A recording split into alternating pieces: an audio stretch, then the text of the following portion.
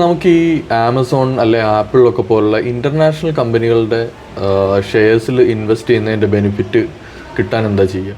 നമുക്കൊരു ഇൻ്റർനാഷണൽ ഫണ്ടിൽ അല്ലെങ്കിൽ ഇൻ്റർനാഷണൽ ഷെയർസിലുള്ള എക്സ്പ്ലോഷർ എടുക്കാൻ ഏറ്റവും സിമ്പിളായുള്ള വഴി എന്നുള്ളത് ഇൻ്റർനാഷണൽ മ്യൂച്വൽ ഫണ്ടുകൾ തിരഞ്ഞെടുക്കുക എന്നുള്ളതാണ്.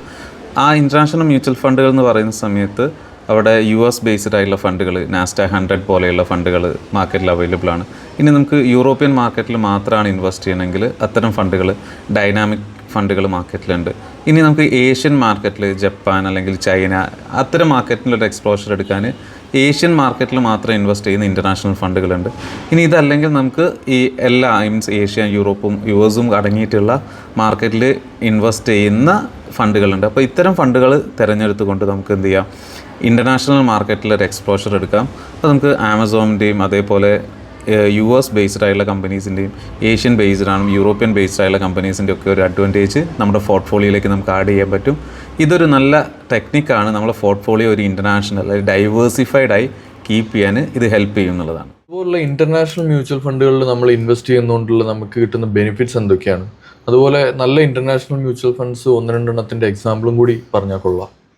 നമ്മൾ ഒരു ഇൻ്റർനാഷണൽ ഫണ്ടുകളിലേക്ക് ഇൻവെസ്റ്റ് ചെയ്യുന്ന സമയത്ത് നമുക്ക് ലഭിക്കുന്ന അഡ്വാൻറ്റേജ് എന്നുള്ളത് നമ്മുടെ പോർട്ട്ഫോളിയോനെ ഇൻ്റർനാഷണലി നമുക്ക് ഡൈവേഴ്സിഫൈ ചെയ്യാൻ പറ്റും. അപ്പോൾ നമ്മുടെ ഒരു കൺട്രി ബേസ്ഡ് ഇൻവെസ്റ്റ് ചെയ്യുന്ന സമയത്തുള്ള ആ ഒരു കൺട്രി ബേസ് ആയിട്ടുള്ള റിസ്ക്കുകൾ, ആ ജിയോ പൊളിറ്റിക്കൽ റിസ്ക് ഒക്കെ നമുക്ക് റെഡ്യൂസ് ചെയ്ത് നമ്മുടെ ഫണ്ടിനെ ഒരു ഇൻ്റർനാഷണൽ ഡൈവേഴ്സിഫിക്കേഷൻ നമുക്ക് എൻഷുർ ചെയ്യാൻ പറ്റും.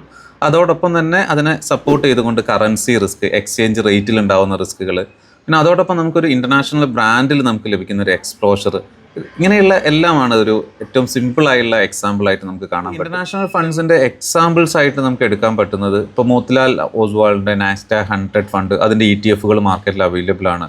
അതേപോലെ ICICI പ്രൊഡൻഷ്യലിൻ്റെ US ബ്ലൂ ചിപ്പ് ഫണ്ടുകൾ. അപ്പോൾ ഇതേപോലെയുള്ള ഫണ്ടുകളൊക്കെ നമുക്ക് ഇൻ്റർനാഷണൽ എക്സ്പ്ലോഷർ തരുന്നതാണ്. ഇനി മറ്റു ഫണ്ടുകൾ, സെക്ടോറിയൽ ഫണ്ടുകളുണ്ട്, IT സെക്ടേഴ്സിൽ മാത്രം ഇൻവെസ്റ്റ് ചെയ്യുന്ന ഫണ്ടുകളുണ്ട്, എനർജി സെക്ടേഴ്സിൽ മാത്രം ഇൻവെസ്റ്റ് ചെയ്യുന്ന ഫണ്ടുകളുണ്ട്. അപ്പോൾ അത്തരം ഫണ്ടുകളെക്കുറിച്ച് മനസ്സിലാക്കി നമ്മുടെ പോർട്ട്ഫോളിയോന് സ്യൂട്ടബിൾ ആയിട്ടുള്ള ഫണ്ടുകൾ ചൂസ് ചെയ്ത് പോർട്ട്ഫോളിയോയിലേക്ക് ആഡ് ചെയ്ത് ആ ഒരു ഇൻ്റർനാഷണൽ ഡൈവേഴ്സിഫിക്കേഷനും കൂടെ നമ്മുടെ പോർട്ട്ഫോളിയോയിൽ എൻഷുർ ചെയ്യാൻ ശ്രമിക്കുക.